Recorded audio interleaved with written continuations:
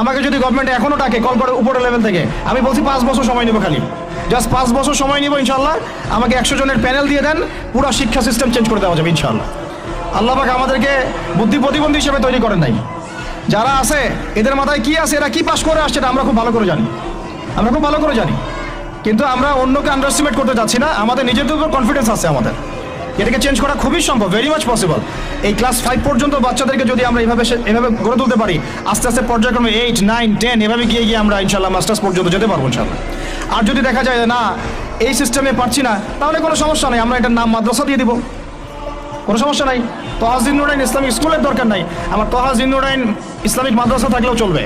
স্কুলই হতে হবে শেষে, নট নেসেসারি। আমার দরকার সিলেবাসটা কি, আমি পড়াচ্ছি কি, আমার এনভায়রনমেন্ট কি, আমার বাচ্চারা খেলতেছে কিনা, ভালো খাচ্ছে কিনা, ওর পরিবেশ কেমন, এটা মূল কথা, আমার টাইটেলটা মূল কথা না। আর এই প্রজেক্টটা আমরা চাই সারা বাংলাদেশের 64টা জেলায় একটা করে বড় বড় ইউনিভার্সিটি হোক এবং 68,000 গ্রাম বাংলায় একটা করে মক্তব হোক। তাহলে দেখবেন আগামী 20 বছরে আমি ইনশাআল্লাহ আপনাদেরকে একটা প্রজন্ম করে দিতে পারবো ইনশাআল্লাহ।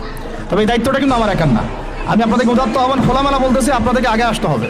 জায়গা থাকলে জায়গা দেন, আপনাদের অর্থের কন্ট্রিবিউশন করতে পারেন সেটা করেন, যদি আপনি ব্যালেন্স দিতে পারেন সেটা করেন, ফাইন্যান্সে হেল্প করতে পারেন সেটা করেন। যদি আপনি এটা এত কিছু না পারেন, আপনার কিছু একটা বিল্ডিং আছে, আল্লাহর জন্য দিয়ে দেন। এটা আপনি আমাদেরকে দিচ্ছেন না, আল্লাহর জন্য দিচ্ছেন। আপনি যদি এটাও না পারেন, অন্তত তাহাজ্জুদে আমাদের জন্য দোয়া করেন, অন্তত দোয়া করেন, অথবা বুদ্ধি দেন, পরামর্শ দেন, বা ধৈর্য ধরে সবর করে আমাদের সাথে থাকেন, থেকে 10টা বছর ওয়েট করেন, দেখেন কি হয়।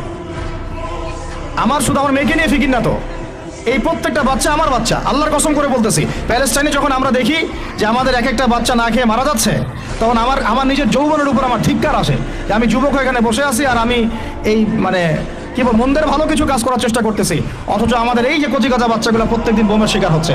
ধিক্কার আমাদের যৌবনের উপরে, ধিক্কার আমাদের ক্ষমতার উপরে, আর ধিক ওইসব রাজতন্ত্রের উপরে, যাদের ভিত্তির উপর দাঁড়ায় ওই কাজগুলো তারা করতেছে।